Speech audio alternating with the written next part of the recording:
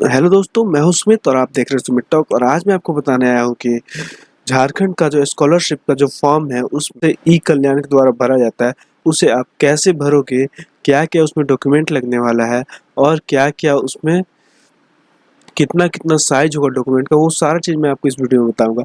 चलिए वीडियो को शुरू करते हैं और चलते हैं कंप्यूटर स्क्रीन पर। और आपको बता देना चाहूँगा दोस्तों कि आप जो है जब भी ई कल्याण के वेबसाइट को खोलो तो आप फायरफॉक्स में खोलो, गूगल क्रोम में खोलोगे तो थोड़ा मोड़ा आपको जो है दिक्कत का सामना करना पड़ सकता है।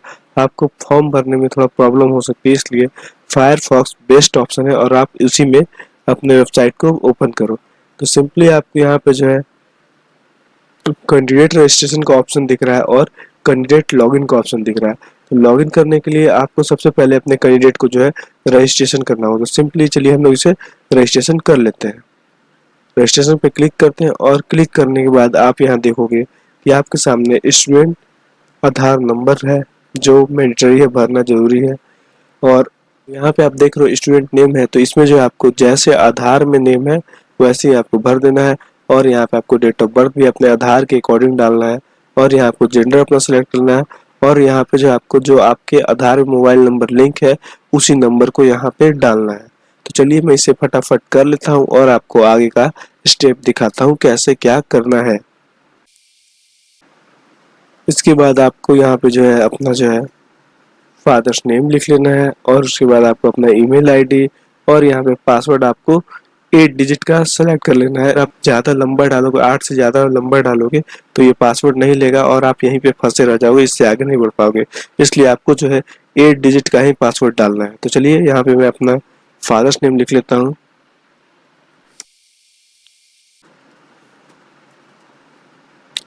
कैप्चा भरने के बाद आपको सिंपली गेट ओटीपी पे क्लिक कर लेना है।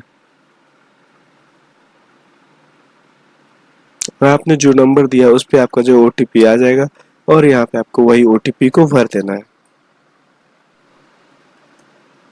उसके बाद आपको सिंपली रजिस्टर पे क्लिक कर देना है।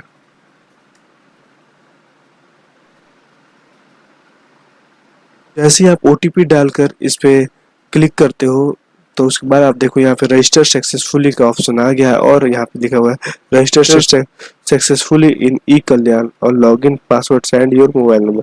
तो ये जो है आपका जो है आईडी पासवर्ड जो है आपके मोबाइल नंबर पे सेंड कर दिया गया है। तो अब आपको यहाँ पे सिंपली करने के बाद आपको कैंडिडेट लॉगिन पे आ जाना है और कैंडिडेट लॉगिन पे आने के बाद आप यहाँ पे जो है post matric within state login पे आप कर लेना। अगर आप स्टेट के अंदर से हो, अगर आउटसाइड स्टेट से हो मतलब बाहर स्टेट से हो तो इस पे बाहर वाले पे कर लेना। तो इस पे सिंपली क्लिक कर लेना है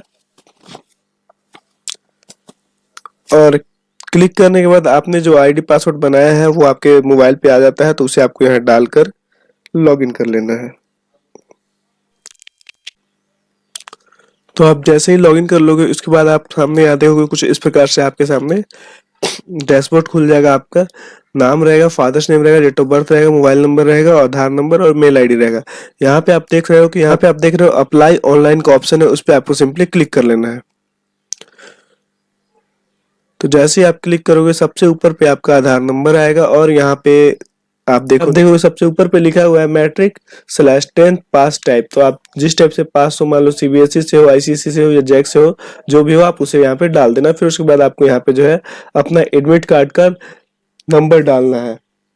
तो यहाँ पे अपना एडमिट कार्ड नंबर डाल देना। फिर उसके बाद आपको यहाँ पे जो है 10th आप कब पास किया हो उसका ईयर डालना है और यहाँ पे आप देखोगे आपका date of birth automatic select आएगा। यहाँ पे आपको अधिकतम मार्क्स यानी कि जितना मार्क्स आया उसे आपको टोटल भर देना है। और फिर उसके बाद आपको जो यहाँ पे कितना आपने प्राप्त करा था, मतलब कितना आपको मार्क्स आया था, उसे आपको यहाँ डाल देना है। और यहाँ पे आपको ग्रेड अपना डाल देना है कि कौन से फर्स्ट डिवीजन है, सेकंड डिवीजन है, जो भी है डिवीजन आपको यहाँ पे अपना भर देना है। तो चलिए मैं इसे भर लेता हूँ, फिर आगे आपको दिखाता हूँ नेक्स्ट क्या करना है। सेलेक्ट करोगे, नीचे स्लाइड करोगे, उसके बाद आप देखोगे कि आपका जो है पर्सनल डिटेल पूछ रहा है। तो यहाँ पे आवेदक का नाम ऑटोमेटिक आ जाएगा और उसके बाद आपसे पूछ रहा है माता पिता जीवित है या नहीं। अगर जीवित है तो यस कर दीजिए और अगर आपके फिर नीचे आप आओगे तो नीचे आपको यहाँ पे एक पूछता है कि पिता जीवित है या नहीं। अगर जीवित है तो यस, नहीं तो फिर नो कर दें। फिर यहाँ पूछ रहा है माँ जीवित है या नहीं, मतलब अगर मम्मी आपकी जीवित है तो यहाँ पे यस कर दीजिए, नहीं तो फिर नो कर सकते हैं। फिर उसके बाद आप नीचे देखो यहाँ, क्या आप अभिभावक के साथ रहते हैं, मतलब कोई आप गार्जियन के साथ रहते हो तो यस कर दें, नहीं तो फिर नो कर दें। और फिर उसके बाद आपको यहाँ पे अपना माता का नाम डालना है, जो भी नाम है उसे आपको यहाँ डाल लेना है, और अपनी माँ का ऑक्यूपेशन सिलेक्ट कर लेना है। ऑक्यूपेशन आपको यहाँ पे सिलेक्ट कर लेना है। फिर उसके बाद आप नीचे स्लाइड करोगे तो यहाँ पे आपको जो है अपना अभिभावक यानी कि गार्जियन जिनके साथ रहते हो उनका नाम यहाँ पे डालना है और उनके साथ रिलेशन डालना है। तो अगर आपको ये सब में से मिलता है तो ठीक, नहीं मिलता तो फिर अदर आप कर देना, क्योंकि अदर भी कुछ भी हो सकता है। फिर आपको यहाँ पे जो अपना इनकम डाल देना है, वार्षिक इनकम जो आपने इनकम सर्टिफिकेट बनाया है उसके अकॉर्डिंग यहाँ पे आपको भर देना है अपना इनकम। फिर यहाँ पे आपको जो है अपना कैटेगरी सिलेक्ट कर लेना है, क्या आप SC ST या BC1 हो तो वो आप डाल सकते हो यहाँ पे। फिर आपको अपने यहाँ पे जो है पिता का व्यवसाय आपको डाल देना है, और यहाँ मोबाइल नंबर और जीमेल आईडी ऑटोमेटिक सेलेक्ट आएगा। तो चलिए मैं इसे भर लेता हूँ, फिर आगे नीचे वाला दिखाता हूँ कैसे क्या करना है।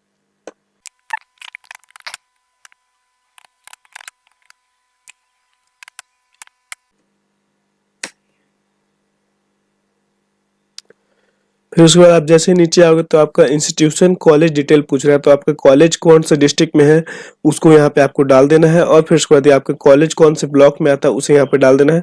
फिर आपको यहाँ पे जो अपना कॉलेज का नाम सेलेक्ट कर लेना है। तो जैसे ही आप कॉलेज सेलेक्ट करोगे आपका सारा यूनिवर्सिटी, कॉलेज, ईमेल आईडी और मोबाइल नंबर वो ऑटोमेटिक फिल हो जाएगा। फिर आपको यहाँ पे जो अपना एडमिशन नंबर डाल देना है, और यहाँ पे आपको एडमिशन डेट डाल देना है। फिर उसके बाद आपको जो है कोर्स डाल देना है, कौन सा कोर्स आप कर रहे हो वो, और फिर यहाँ पे जो आपको कौन से कोर्स का कितने साल कौन से ईयर में आपको वो डाल देना है। और यहाँ पे आपको जो है स्कॉलरशिप टाइप में जो है आपको यहाँ पे, अगर आप हॉस्टल में रहते हो तो हॉस्टल डाल देना, और अगर आप घर पे रहते हो अपनी फैमिली के साथ तो डे स्कॉलर डाल देना। चलिए मैं इसे भी कंप्लीट कर लेता हूँ, फिर आपको आगे नेक्स्ट दिखाता हूँ कैसे क्या करना है।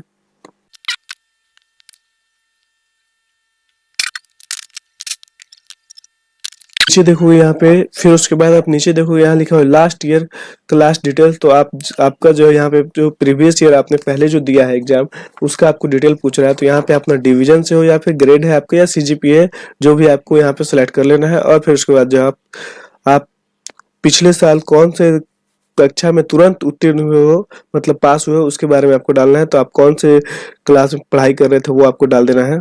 और फिर उसके बाद आपको यहाँ पे जो अपना डिवीजन सेलेक्ट कर लेना है, जो भी आपका डिवीजन है। और फिर उसके बाद आपको अपना जो है कितना मार्क्स टोटल था वो यहाँ पे डाल देना है। और फिर उसके बाद आपको यहाँ पे जो कितना आपने प्राप्त करा वो आपको यहाँ पे डाल देना है।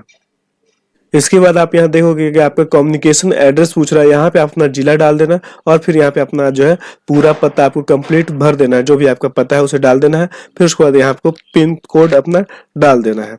फिर नीचे देखोगे परमानेंट एड्रेस है, तो उसमें भी आपको अपना जिला सेलेक्ट कर लेना है, डिस्ट्रिक्ट, और यहाँ पे अपना पता पूरा प्रॉपर भर देना है, और फिर उसके बाद अपना पिन कोड डाल देना है। तो चलिए मैं इसे भर लेता हूँ, फिर उसके बाद आपको दिखाता हूँ नेक्स्ट क्या करना है।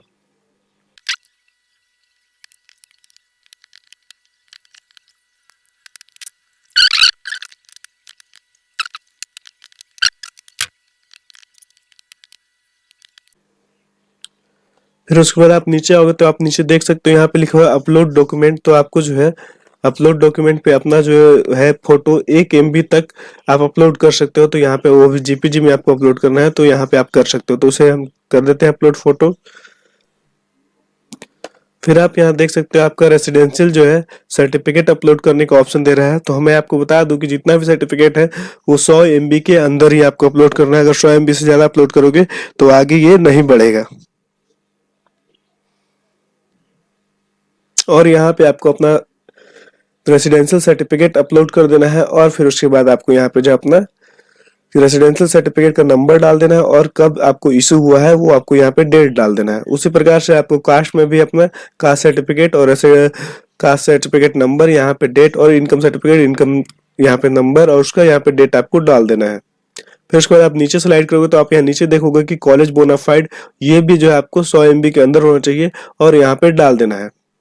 और यहाँ पे लिख रहा है आय प्रमाण पत्र 1 सितंबर 2022 के बाद का नहीं होना चाहिए, मतलब आपको सितंबर के से पहले का होना चाहिए, उसके बाद का नहीं होना चाहिए। ठीक है। यहाँ कॉलेज बोनाफाइड अपलोड करना है, वो भी 100 KB के अंदर अपलोड करना है, और प्रीवियस ईयर का मार्कशीट है उसे भी आपको 100 KB के अंदर ही अपलोड करना है। तो चलिए मैं अपलोड कर लेता हूँ, फिर उसके बाद आपको दिखाता हूँ आगे।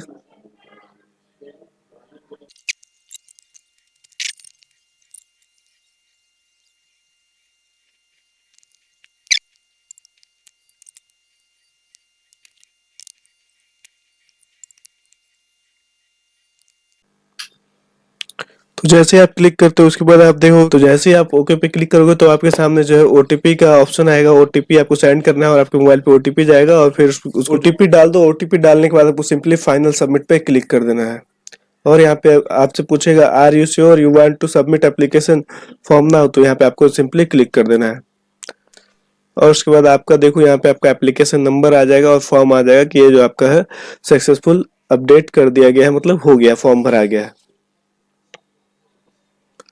और इसे आप जो है स्क्रीनशॉट लेकर अपने पास रख लो। पहले क्योंकि पहले तो फॉर्म प्रिंट आउट होता था, लेकिन अब ऐसा कोई ऑप्शन नहीं है फॉर्म प्रिंट आउट करने का। तो आशा करता हूँ दोस्तों मैंने आपको इस वीडियो में पूरा एक एक पॉइंट हर एक चीज़ अच्छे तरीके से समझा पाया हूँ और आपको हमारी वीडियो अगर समझ में आती है तो आप हमारे चैनल को सब्सक्राइब करें और हमारे वीडियो को लाइक करें। और अगर किसी भी प्रकार का कोई प्रॉब्लम होता है या दिक्कत होता है भरने में तो आप हमें कमेंट भी कर सकते हैं। मैं आपको कमेंट बॉक्स में पूरे अच्छी तरीके से मदद करूँगा जो भी प्रॉब्लम होगा उसके बारे में। तो चलिए फिर मिलते हैं अगली वीडियो में, तब तक के लिए बाय बाय। जय हिंद, जय भारत।